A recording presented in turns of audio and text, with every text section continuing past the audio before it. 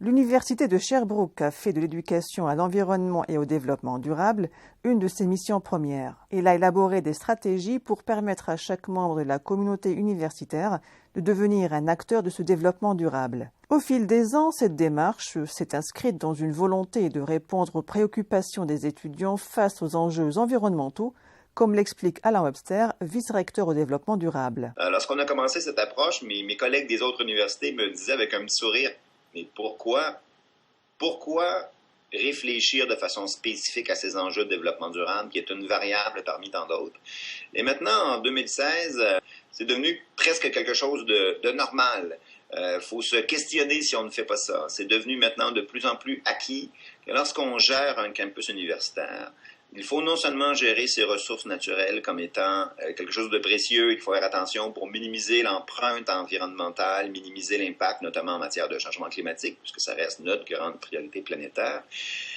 Mais en même temps, ces étudiants et étudiantes qui choisissent, dans ce cas-là, notre établissement universitaire, ont des préoccupations extrêmement importantes dans ce domaine de l'environnement et du développement durable, et c'est leur monde qu'on est en train de construire. Donc, il est normal de réfléchir de façon spécifique à ces enjeux et de s'assurer que la démarche de l'université est cohérente avec une valeur qui est de plus en plus importante pour cette jeune génération et qui va nous permettre peut-être d'éviter quelques dérapages, notamment en matière de changement climatique, puisque c'est devenu maintenant pour eux une priorité, un élément beaucoup plus important de leur réflexion sur une base quotidienne. L'engagement de l'Université de Sherbrooke en faveur de l'environnement lui a valu pour la 3e année consécutive, lui a valu donc la première position au Canada en matière de développement durable, selon le classement de l'Universitas Indonesia Green Metric World University Ranking pour l'année 2015.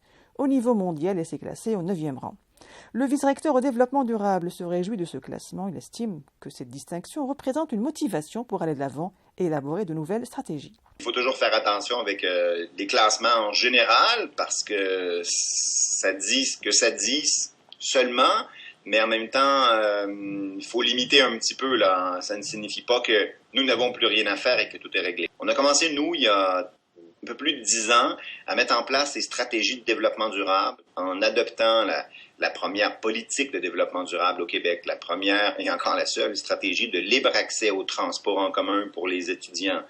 On a mis en place des approches d'approvisionnement responsable. On pense qu'on a diversifié la stratégie. On a inventé la fonction que j'occupe encore là, de vice-recteur au développement durable. Et on voulait que ces enjeux de développement durable soient à la table de décision au même titre que les enjeux finalement de ressources humaines, d'administration, de recherche et d'enseignement. Donc on a voulu prioriser ces enjeux.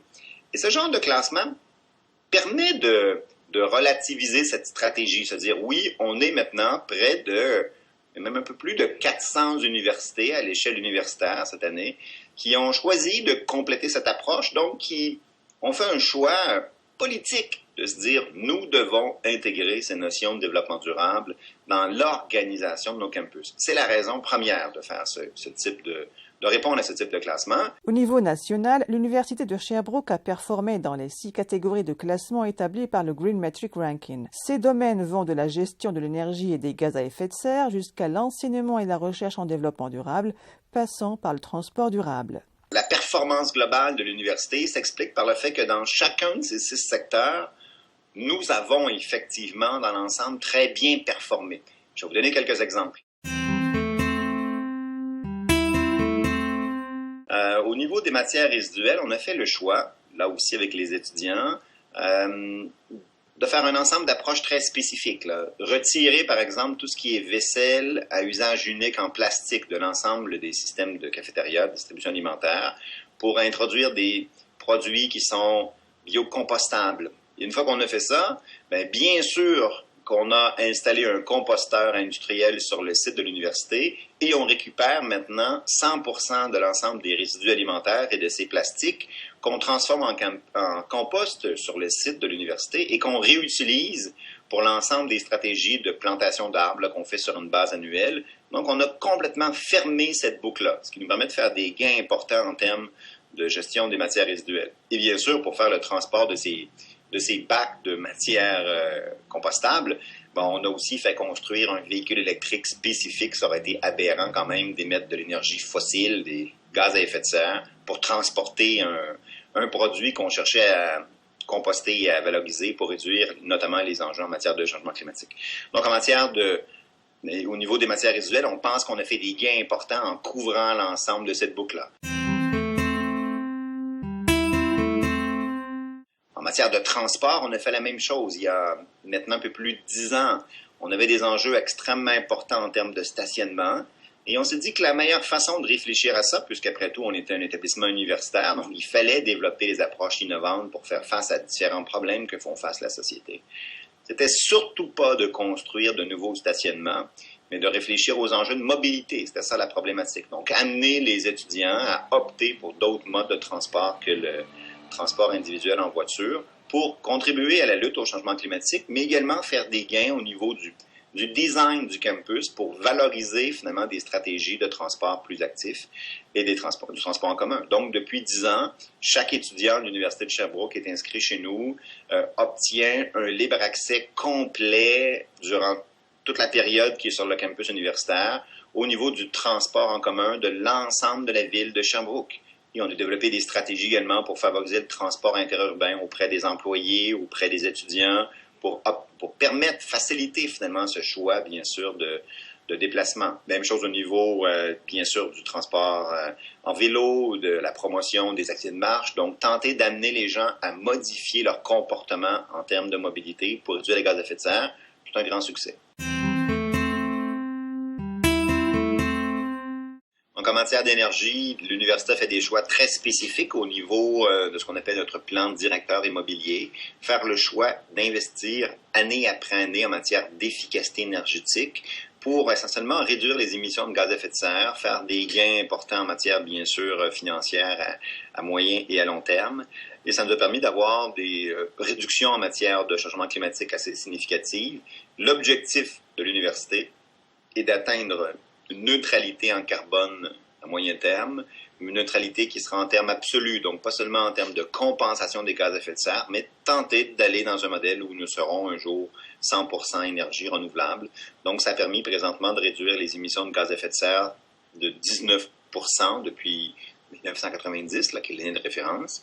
Mais si on regarde aux années les plus importantes, 2010, 2011, 2001, 2002, où on a fait des émissions de gaz à effet de serre plus importantes parce qu'il y avait peu ou pas de stratégie dans ce domaine, la réduction est encore plus significative. Donc, des gains importants en matière de réduction de gaz à effet de serre, en matière d'efficacité énergétique, au niveau de la promotion d'énergie renouvelable, donc des stratégies importantes. Et c'est un peu l'approche qu'on a mis en place dans tous les domaines. Alors, si j'amène la question de l'eau, on a fait des choix là aussi extrêmement importants de réduction en termes absolus de la consommation d'eau. Donc, dans ce domaine, une approche qui nous a permis de réduire d'environ 50% notre consommation. Il est interdit, par exemple, d'arroser les pelouses à l'université, ce qui amène un petit peu de complexité puisqu'on a des équipes de football, de soccer. Donc, mais dans cet enjeu-là, c'est un choix aussi assez évident. On s'est assuré qu'on n'avait pas des circuits de refroidissement qui utilisent l'eau dans un circuit ouvert. Donc, modifier l'ensemble des approches en termes de consommation pour limiter cet impact. Et on a également développé des stratégies de valorisation de l'eau. Lorsqu'on parlait du volet transport tantôt, ça nous a permis de faire des gains parce qu'on ne le voit souvent pas assez comme ça. En optant pour un mode de déplacement autre que le véhicule, ça nous a permis de faire des gains en termes d'organisation du campus. On a fermé donc des places de stationnement, ce qui est paradoxal parce qu'au départ, on en manquait de façon importante. Donc, on a fermé au cœur du campus environ 200 cases de stationnement qu'on a transformées en espaces verts, mais on en a profité également pour récupérer tout ce qui est le réseau d'eau pluviale qui normalement était retourner dans le système de drainage de l'université sans que personne ne voit finalement cette eau. Et on a installé des systèmes d'épuration, donc on a ramené cette eau à la surface et on l'a fait filtrer naturellement par un ensemble de bassins naturels qui sont installés dans ce qu'on appelle ce cœur campus, dans cet espace vert. Et c'est une façon aussi de travailler sur la question de l'eau, ramener cette problématique pour que les gens aient conscience que dans un système universitaire comme le nôtre, dans un campus, il y a effectivement un circuit, une utilisation de l'eau. Donc, c'est une façon de leur ramener cet enjeu-là en se disant attention à vos modes de consommation, tentez d'éviter la consommation d'eau, le gaspillage, parce que ça reste une ressource naturelle précieuse. et qui amène des coûts également en termes de gestion. Donc, une façon intéressante de ramener cette valorisation de façon importante. Et au niveau des bâtiments, c'est un campus universitaire qui a été construit il y a un peu plus de 60 ans. Donc, des bâtiments qui sont, dans certains cas, très récents, très, très performants. D'autres pour lesquels on a effectué et on continue à effectuer des travaux importants de mise à niveau. Et donc, dans ces stratégies, on essaie de valoriser des approches, bien sûr, qui sont les plus efficaces en matière de consommation d'énergie, en matière de choix de différents produits pour la rénovation, la construction, donc être le plus efficace et développer des milieux conviviaux agréables. On a également opté pour la norme qu'on emploie de plus en plus en Amérique du Nord, les stratégies de bâtiments LEED. Donc, on a commencé à construire des bâtiments avec ossature en bois qui sont plus efficaces globalement dans le bilan GES au niveau de la construction et trouver des façons d'avoir des bâtiments qui sont qui minimisent leur impact environnemental, mais qui sont aussi les plus agréables à vivre finalement, parce que c'est ce qu'on fait. On crée des milieux de vie, alors aussi bien les faire agréables et fonctionnels. Évidemment, c'est un établissement universitaire, donc le poids de l'enseignement reste extrêmement important. On a créé, il y a de cela près de 40 ans, le Centre universitaire de formation en environnement et en développement durable, une approche donc interfacultaire qui regroupe les 8 facultés de l'Université de Sherbrooke qui mettent leur expertise en commun pour développer des programmes de formation de 2e cycle en gestion de l'environnement. Et aujourd'hui, plus de la moitié des spécialistes, des détenteurs d'une maîtrise en environnement au Québec ont été formés par l'Université de Sherbrooke parce que nous avons fait le choix stratégique depuis des années d'investir et de développer une expertise dans ce domaine. Donc, évidemment, ces stratégies ne se limitent pas à la gestion des campus, mais sont également des éléments importants dans la démarche d'enseignement et de recherche.